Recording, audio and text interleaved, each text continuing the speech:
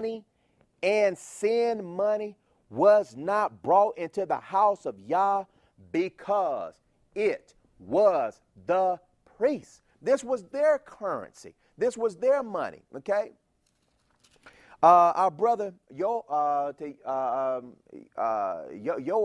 commanded the priests to use their personal money to rebuild the temple, okay? And Joash said it won't get built. The temple has to be built with free will offerings.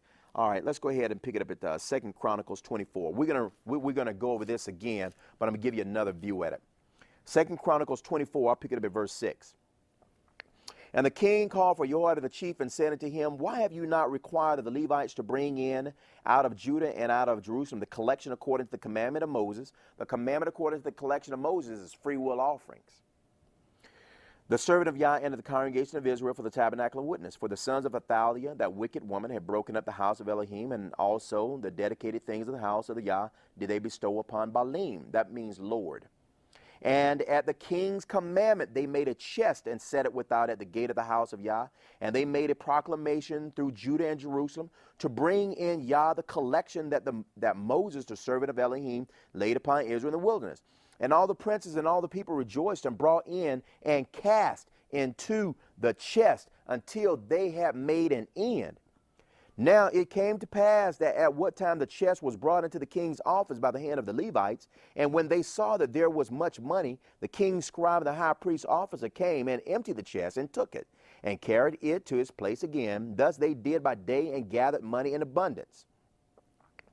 And the king and Jehoiada gave it to such as did the work of the service of the house of Yah, and hired masons and carpenters to repair the house of Yah, and also such as wrought iron and brass to mend the house of Yah. I'm not saying, people, that you should not give your ecclesiastical institution money.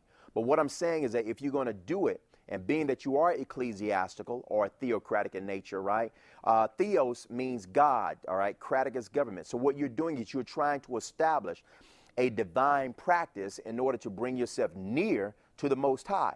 We use the Bible in order to do that. But you've got to use the Bible in context, people. All right, here we go. Let's go ahead and pick it up at Haggai 1.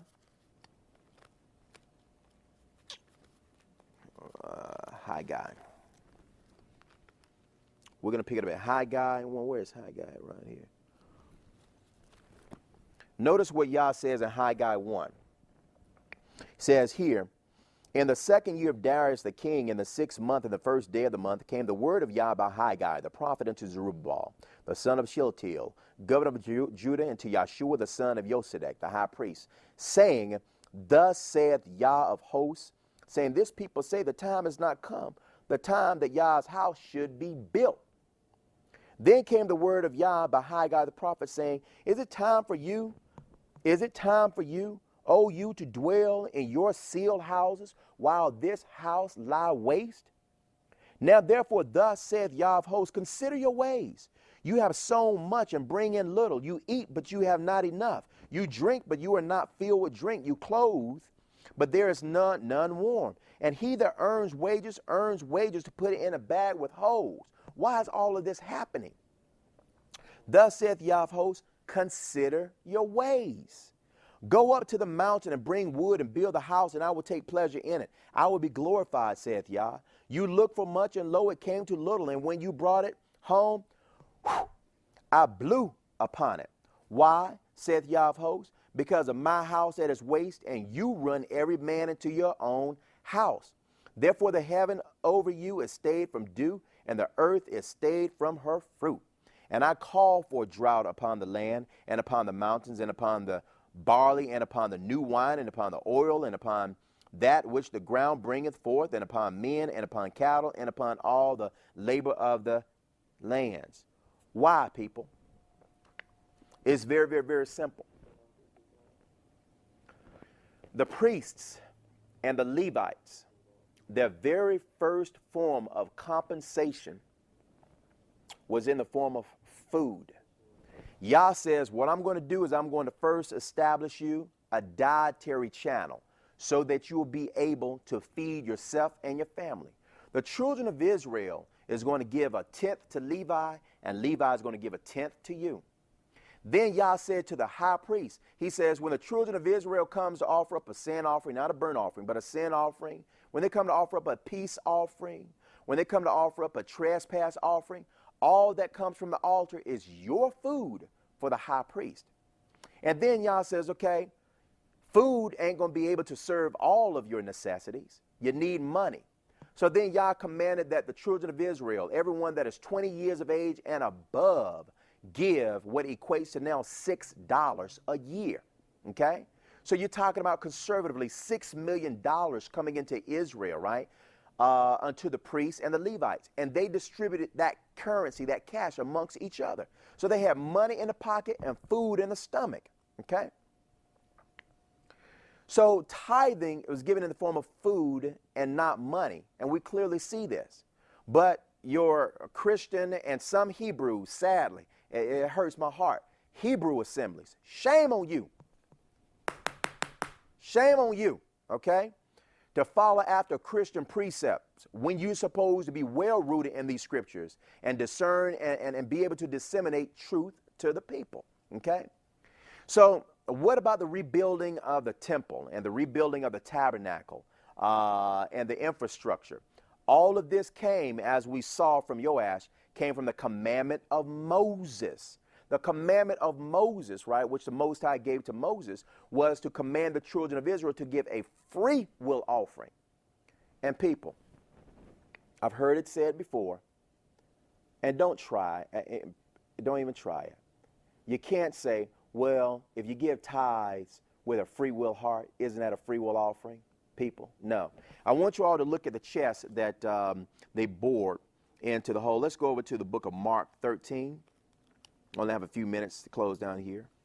Mark 13, and I'll pick it up at verse 41. Mark 13, we saw when they created the treasury and the chest, right? When they were repairing the breaches in the temple. Notice Mark 13, 41 through 44. And Yeshua set over against a treasury. When do you think this treasury was created? We just read it.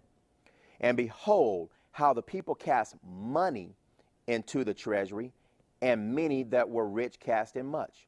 And there came a certain poor widow, and she threw in 2 mites, which made a farthing.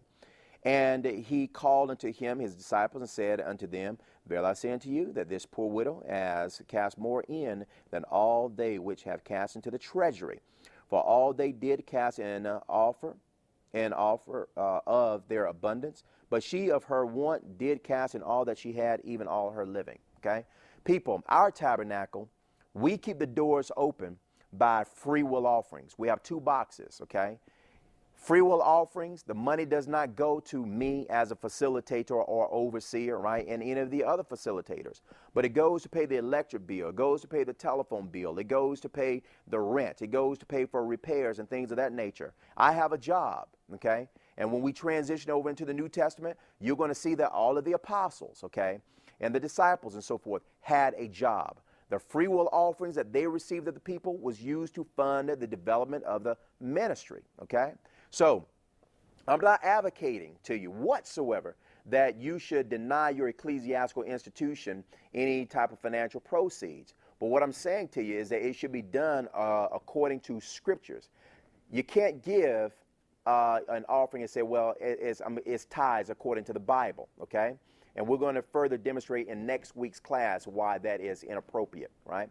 If you want to give a tenth of your check, you give a tenth of your check, and it's a free will offering.